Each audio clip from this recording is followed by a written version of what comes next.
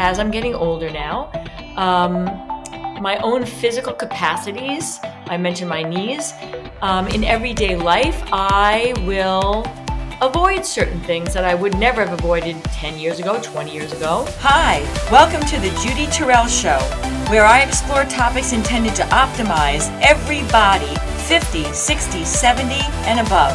Hi, everybody, and welcome to the Judy Torel Show. And if you're joining me on this episode, then you are on the final 6th episode of my 6-part series on what endurance sport has taught me, what skills I've developed in participating in them that I am now using to manage and live in a body that is aging.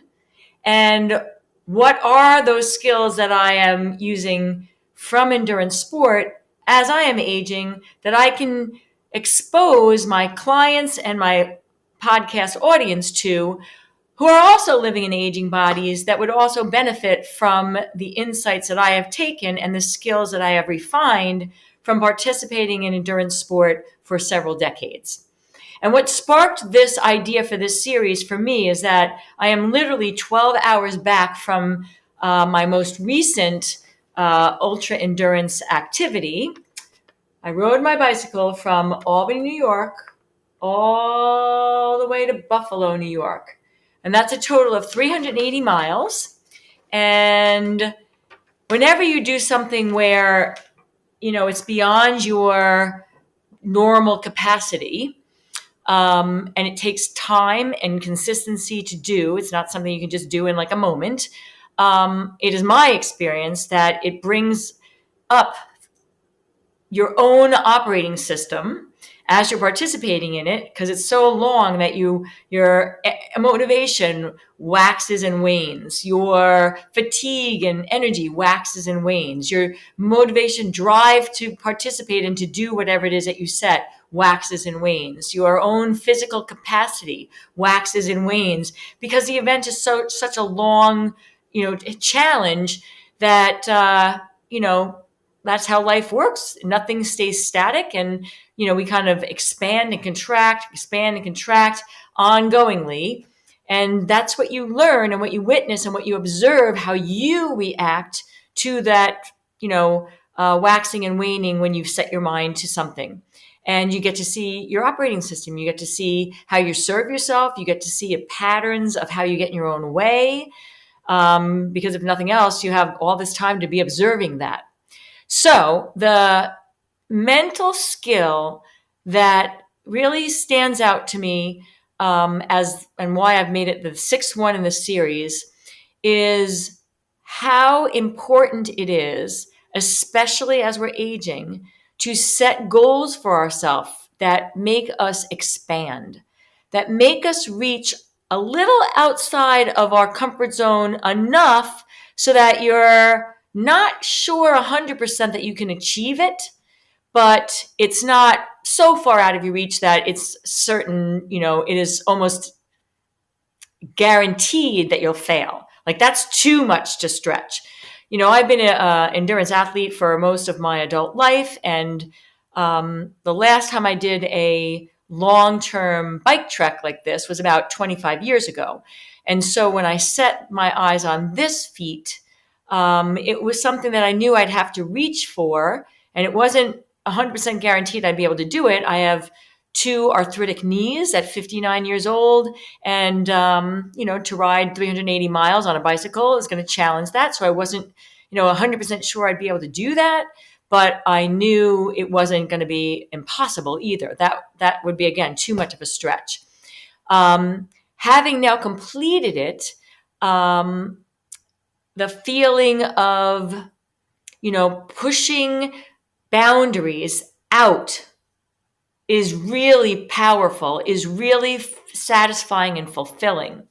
And, what I'm recognizing is that as I'm getting older now, my own physical capacities, I mentioned my knees, in everyday life, I will avoid certain things that I would never have avoided 10 years ago, 20 years ago, for fear that my knees might not like it. They might get cranky on me. They might hurt me. And my clients I work with, I observe this in my 50s, 60s, 70s, and older clients, is, we all have as our physical capacity, whether it be our eyesight or our memory or our, certain joints, knees, lower back, our endurance, aerobic capacity, just to name a few things. As we get older, they become more questionable. When you might have been very confident when you were younger, it would never even dawn on you to think about, would you be able to do X, Y, Z, walk for, 20 miles or, go into a city and be on your feet all day. But as we age and our bodies have limitations, they start to get older and they have limitations, and it starts to, press in on what we're willing to do, what we feel comfortable doing. I have clients who have GI, issues, and they don't want to leave their house and go too far away from a bathroom, for instance. So, all of us have arrested physical capacities as we're getting older.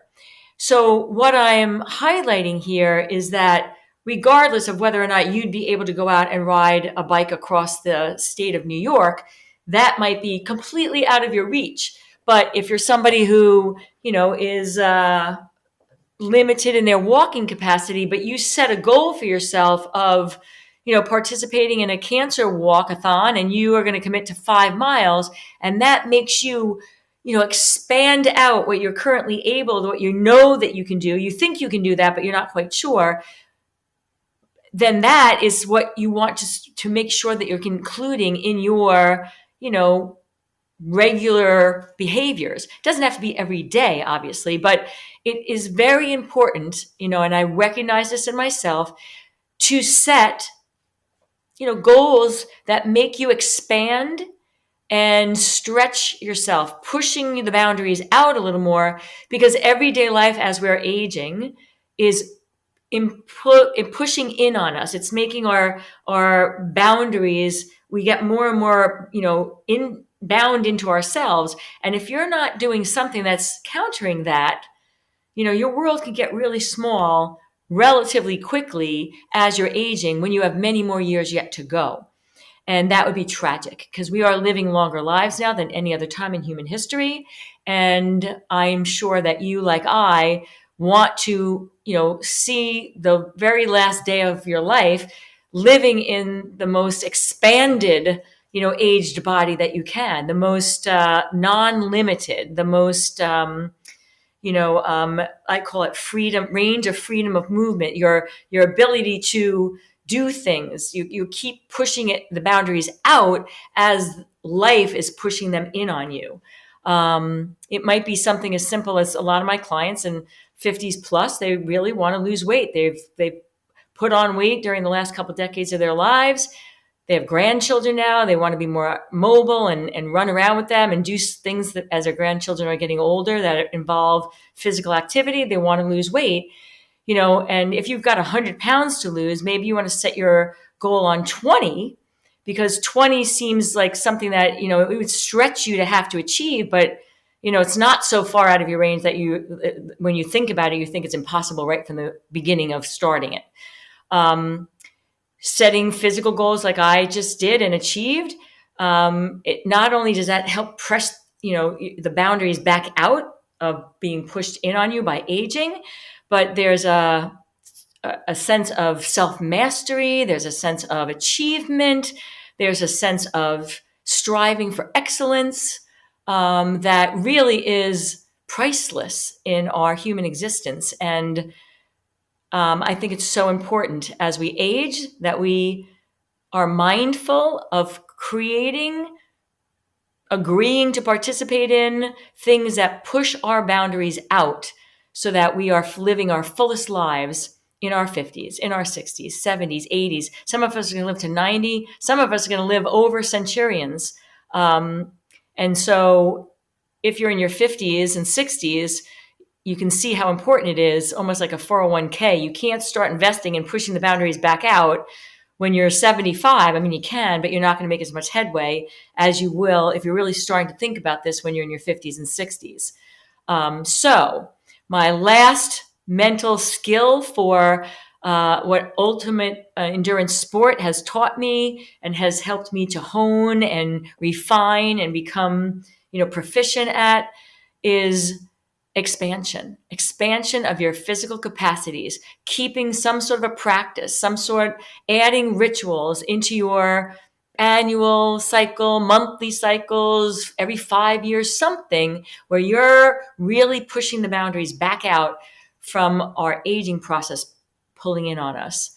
So expansion, everybody, keep that as your number, the sixth and the final mental skill in my series, because I'm sure, like me, you want your second 50s to be even more, freeing and satisfying than your first 50s.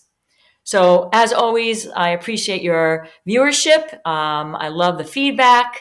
Please keep it coming. And I hope to see you in my next series. Be well, everybody. Thanks for listening, everybody. And if you'd like to have access to some of my additional resources, I can be found at Facebook, Instagram, YouTube, and on my website, www.judytorel.com.